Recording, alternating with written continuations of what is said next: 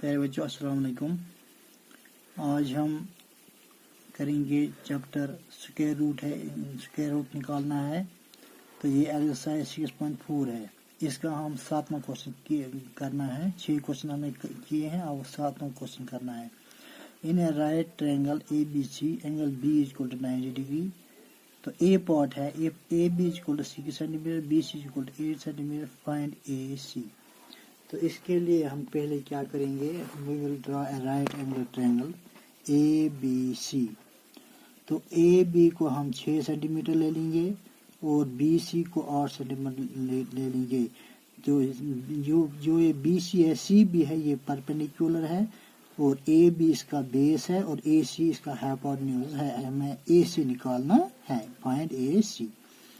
In right angle triangle A B C, right angle at B. ये है right angle A B C जिसमें angle B जो है 90 degree के बराबर है। वो है by Pythagoras theorem. Pythagoras theorem क्या कहती है, दैट वो क्या कहती है, hypotenuse square is equal to base square plus perpendicular square. तो यहाँ हाइपोटेन्यूज क्या है, A C, A square plus A B, base square A B square plus perpendicular square B C square. तो ए ही square is equal to A B किसके बराबर है, 6 centimetre लिखेंगे, 6 का स्क्वायर प्लस बी सी का किसके बराबर है, 8 सेंटीमीटर, तो 8 लिखेंगे 8 का स्क्वायर। तो ए ही स्क्वायर इज इक्वल टू 6 को 2 बार मल्टीप्लाई करेंगे क्या आएगा 36 प्लस और को 2 बार मल्टीप्लाई करेंगे तो आएगा 64। तो ये बनता है 100। ए ही square is equal to 100। A C whole square is equal to 10 whole square. Square and square cancel, A C is equal to 10 centimetre. इसलिए जो हाइपोटेन्यूज है इस एक ए बी ए सी जो है हाइपोटेन्यूज वो 10 सेंटीमीटर के बराबर है, जो हमें निकालना था। अब इसका B part, A C is equal to 13 centimetre, B C is equal to 5 centimetre. Find A B. तो यहाँ पर भी हम ड्रा करेंगे एक राइट एंगल ट्रायंगल जिसमें ए बी हम बेस ले लेंगे 12 सेंटीमीटर और बी सी ले लेंगे, यहाँ ए सी ले लेंगे 13 सेंटीमीटर और बी सी ले लेंगे 5 सेंटीमीटर। हमें निकालना है ए बी, यानी इसकी बेस निकालनी है। In right angle triangle A B C, यहाँ पर बी इसका नाम हमने लिखा ए बी सी ट्रायंगल। ये राइट एंगल इसमें राइट एंगल बी पर है। तो बाय पाइथागोरस थ्योरम इसी तरह लिखते हैं, A C square is equal to A B square plus B C square. A C किसके बराबर है, 13 का square is equal to A B square plus 5 square, B C is equal to 5 square. 13 को 2 बार multiply करेंगे तो 169 आएगा और A B square plus 25, A B square is equal to 169 minus 25, ये आता है 1144। तो A B is equal to 12 centimetre. तो ए बी का वैल्यू है 12 सेंटीमीटर। अब इसके बाद 8th question. A gardener has 1000 plants. He wants to plant these in such a way. एक गार्डनर जो है उसके पास 1000 प्लांट्स हैं। He wants to plant these in such a way. वो उनको इस तरह लगाना चाहता है that the number of rows and columns remain same. कि जिसमें रोज और कॉलम सेम होंगे। Find the minimum number of plants he needs more for this. वो उसको कितने पौधों की और जरूरत है ताकि वो रोज और ताकि उसके रोज और कॉलम बराबर हो जाए। तो इसके लिए हम प्लांट्स कितने हैं 1000 का हम यहाँ पर स्क्वायर रूट करेंगे। तो यहाँ लिखेंगे 1000, 3 3 are 9, 10 में 9 1 और नीचे आएंगे 2 0, ये 2 डबल होगा बनेंगे 6, 2 2 4, 2 6 12। तो यहाँ पर हम डिफरेंस देखते हैं क्या है, डिफरेंस है 24।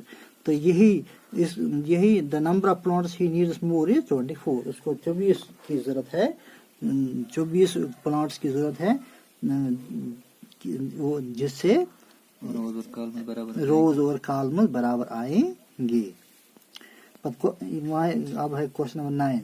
There are 500 children in a school. एक स्कूल में 500 बच्चे हैं। For a PT drill they have to stand in such a manner. PT drill में स्टैंड होने खड़ा रहने के लिए उन्हें इस तरह रखा गया है that number of rows is equal to the number of column. Number of rows और नंबर ऑफ कॉलम बराबर हैं। How many children would be left out in this arrangement. कितने स्टूडेंट्स को बाहर रहना पड़ेगा इस अरेंजमेंट में। तो यहाँ पर हम क्या करेंगे, यहाँ पर भी हम स्क्वायर रूट करेंगे 500 का। हम लिखेंगे 2 2, पहले हम जोड़ियाँ बनाएंगे, इन दो जीरो की जोड़ी और 5 अकेला। 2 2 = 4, 5 - 4 1, और ये जीरो नीचे आएंगे। 4 + 4 इज 2 + 2 इज 4, 2 2 = 4, 2 4 = 8। तो यहाँ पर 10 में से 4 निकालेंगे तो 6 आएगा। 9 में से 8 में निकालेंगे तो 1 आएगा। तो the number of children that would be left out in this arrangement और 16 है इसमें जिनको बाहर रहना पड़ेगा।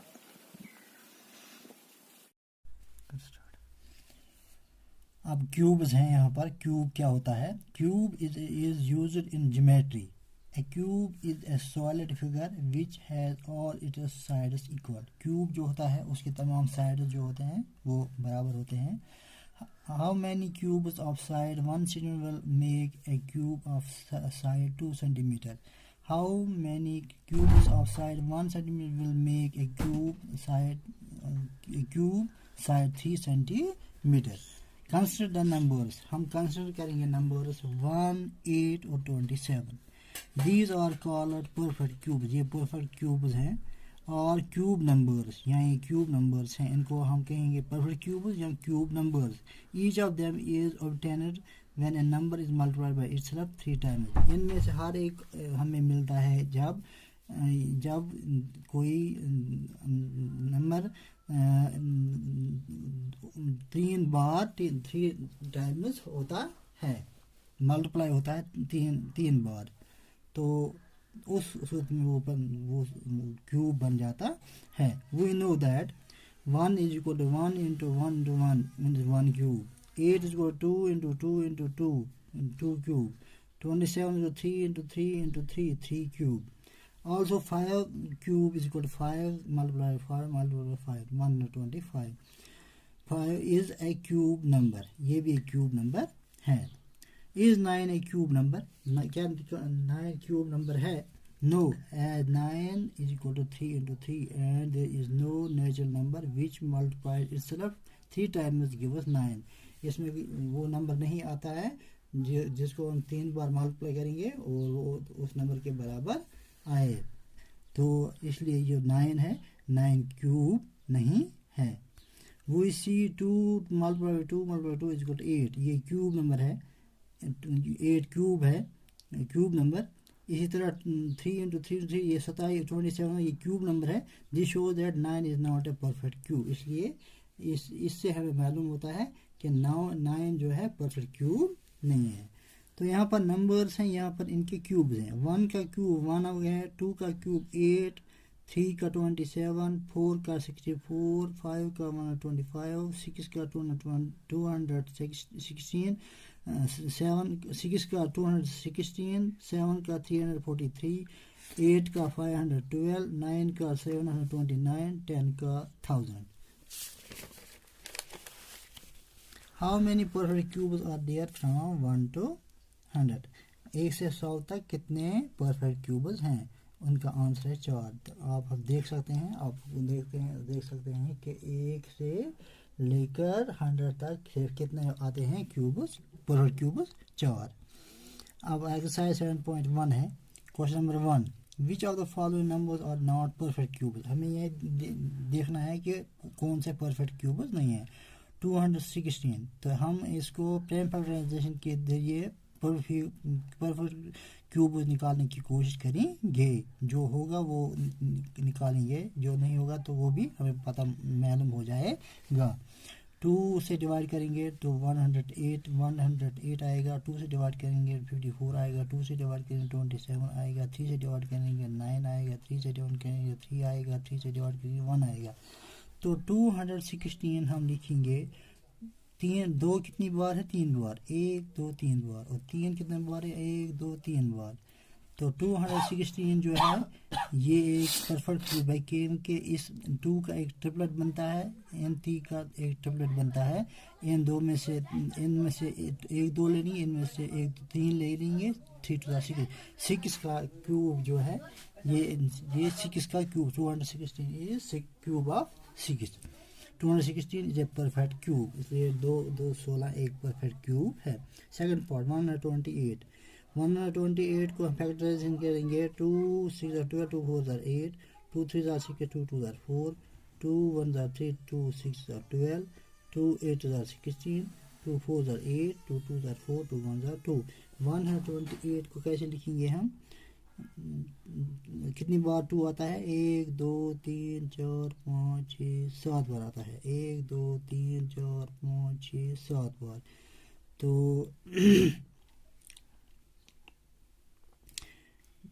in above factorization 2 remains after grouping the 2 in triplets।